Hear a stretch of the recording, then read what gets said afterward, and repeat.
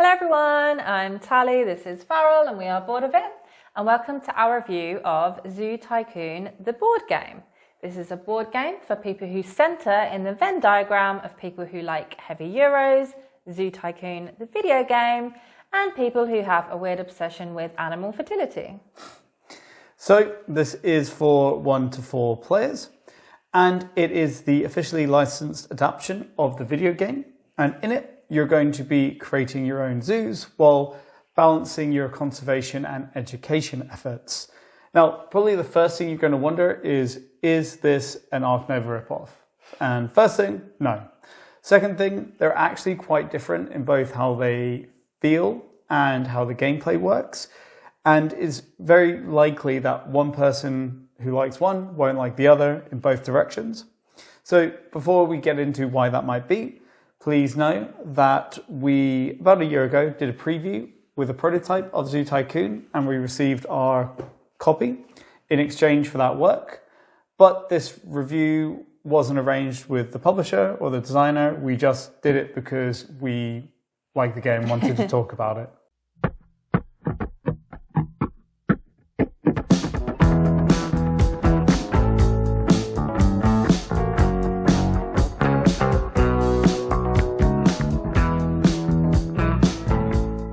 Zoo Tycoon takes place over 7 years, which are rounds, with each one broken down into 4 seasons. In spring, an event card will be revealed and you'll see if the animals in your zoo produce offspring. In summer, players will have a look at the market board, see which animals have demand and which have supply, and then have the opportunity to take animals if there's supply or give them away if there's demand, with the market changing in a semi-random manner each year. In autumn, you'll build in your zoo and manage the layout and introduce the animals that you just obtained in summer into your zoo. In winter, there's some upkeep and you'll get some income. There are 3 main Euro tracks you should be aware of. Popularity and conservation are essentially VP tracks, with you scoring for whichever is lowest at the end of the game, although popularity is also directly tied to your income every round. The education track just helps you go up either of the other tracks, although it's also important in some kind of competitions that players are in to get bonuses. So whoever's highest on that track will get a little something something. Now, for popularity, the main way you're going to increase that is by getting new animals into your zoo. While with conservation, this is more based around building off the animals you have in your zoo, either by conservation efforts, reintroducing them into the wild, or generally educating people about them. So you're going to get the conservation points in a lot of different small ways. Then you have the education track, and this is done by building education booths and buildings. The core of the game is improving your animal welfare. Each species you have in your zoo is represented by a card which has all sorts of information about that animal, such as the running costs for having them in your zoo, if males and females can cohabit, and how many enemy pools can go on one tile. They also have tracks on them which indicate how happy the group is. These can go up or down depending on your experience with the species, how much free space they have in their enclosure, how many shelters they have in their enclosure, and how big the group is. It's important to have high animal welfare because it's a prerequisite for getting more exciting or endangered animals into your zoo, as well as being important for other areas of gameplay. In summary, you'll be adding new animals to your zoo to increase its popularity, managing your park in terms of building enclosures and other buildings to increase the welfare of your animals, alongside gaining education and conservation points for them. This is in addition to keeping your costs in line with your income, managing your animals' offspring, and also the fierce competition to be the very best at a variety of different goals. Let's begin by talking about how Zoo Tycoon feels. So if you have Ark Nova and that feels like a tableau builder with a lot of mini games tacked on, this feels like a management sim with a lot of Euro tracks tacked on. And that's probably what you're after, considering the video game is a management sim. You've got to be spinning plates in all kinds of different areas.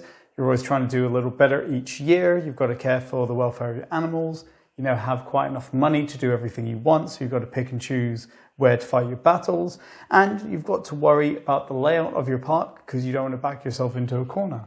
You definitely do feel like you're managing a zoo, but the trade-off is Zoo Tycoon, the board game, is complex.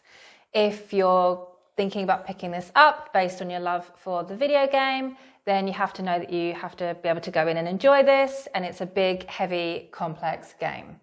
It's not on rails, so you can easily fall behind and have your zoo end up in a big mess. There are a lot of rules and regulations, and it's quite easy in the heat of gameplay to forget something, and then you realize that you did something wrong and you have to try and unpick your turn. But because you've interacted with a lot of different systems and you've probably moved up multiple tracks, it can be quite difficult to unpick.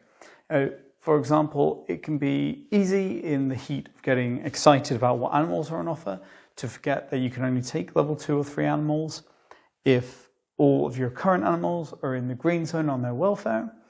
And similarly, you can sometimes end up taking an offer, you put it in your quarantine, and then you go through the next couple of stages, you go into autumn, you get your enclosure tiles, you start building your zoo. Oh, and this is a point where you realize that you actually took 2 males and 2 females, and that species can't have the 2 males together because of their social structure, but that leaves you with 3 animals to put in, and actually their minimum group number is 4, so now you can't even build an enclosure with that group. Now, that's not to say it's poorly designed, it's just that Zoo Tycoon is a beautifully intricate game, and one that rewards you for sticking with it and internalising all the little quirks. Nothing exists in isolation, meaning every decision carries weight. It's a joy to navigate the systems, improve the welfare of your animals, and watch your zoo grow. I think what makes this particularly engaging is it's so heavily based on real-world considerations. So you also get an injection of theme. How much space a species needs to roam? Will they cohabitate with other animals?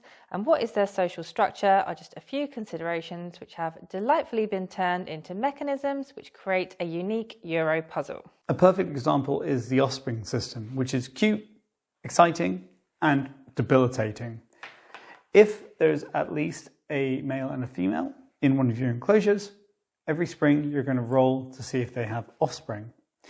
And the better their welfare, the likelier it is that they will have offspring. And different species produce different numbers of offspring. Now, on one hand, you want offspring because they will give you buzz, and that's going to attract more people to your park, and you're going to get more income as a result. They also, at any point, can be converted into adult meeples, which then means you don't have to waste one of your precious trades at the market getting an animal you already have, just to increase the group size, because that doesn't get you any more popularity like getting a new animal would.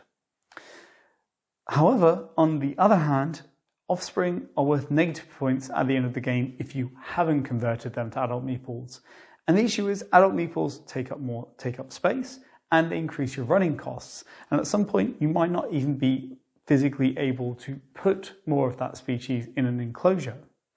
And it's a very thin line between these offspring working for you and helping you to you having 10 baby raccoons that you can't get rid of and nobody else wants.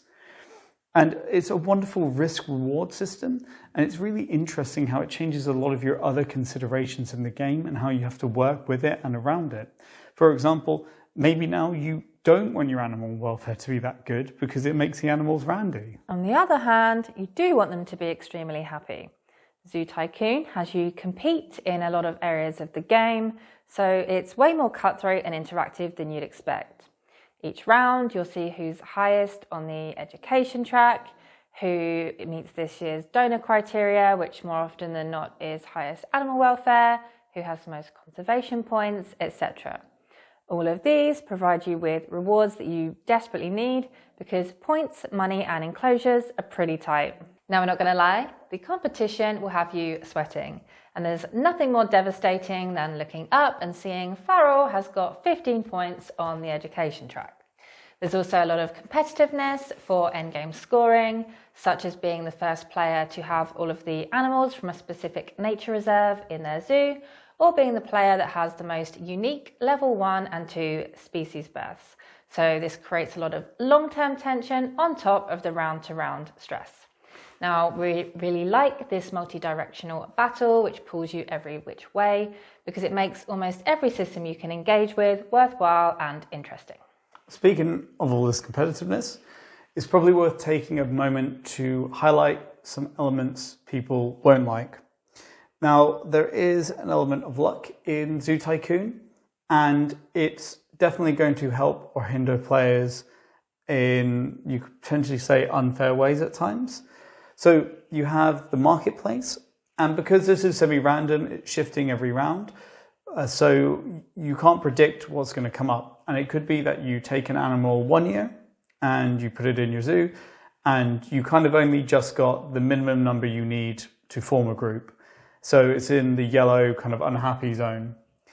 Then for the next 2 years, there's no supply. You can't get that animal anymore.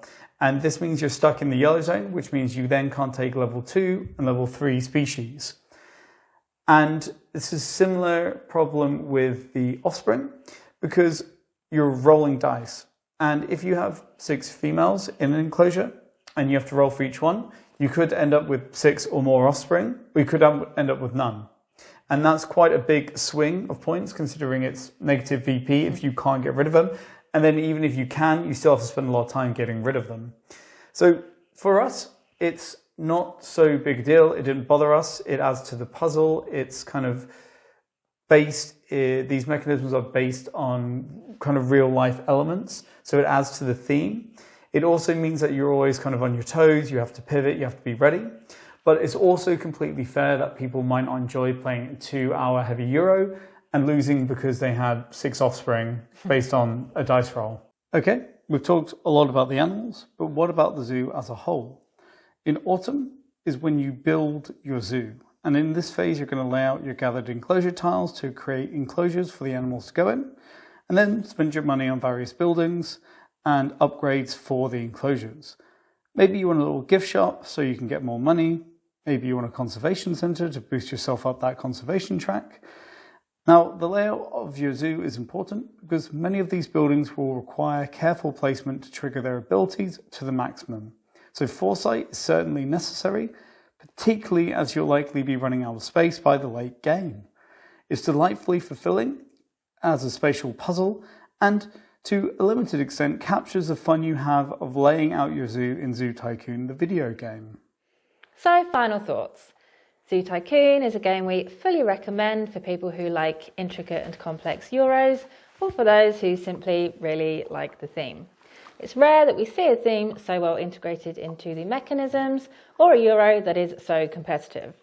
Now, we all like management sims, and we personally think this is as good as it gets when it comes to board game adaptations. So there are things that people won't like. Some people certainly might find it too fiddly. Some people won't like the elements of uncertainty. But for our part, this is a game we really enjoy. And to be honest, even if it wasn't this good, it would be worth playing just to get to interact with the wonderful components. You're not going to find a board game with a better collection of anime pools. Definitely not. Now, the final word I have to say about Zoo Tycoon, and this is aimed at the design team behind it and the publisher. I swear if you don't make Rollercoaster Tycoon the board game, we're going to have issues. I want it. Get to work on it. I want it. And that was our review of Zoo Tycoon. We hope it was helpful. As always, please ask us any questions. Quiet you. Sven ate 2 entire burger buns from the counter earlier, so we're annoyed at him. Very naughty boy. He's naughty. So yeah, please ask us any questions. Please subscribe if you found this helpful. And we just really appreciate you watching, and we'll see you next time. Thanks a lot. Bye.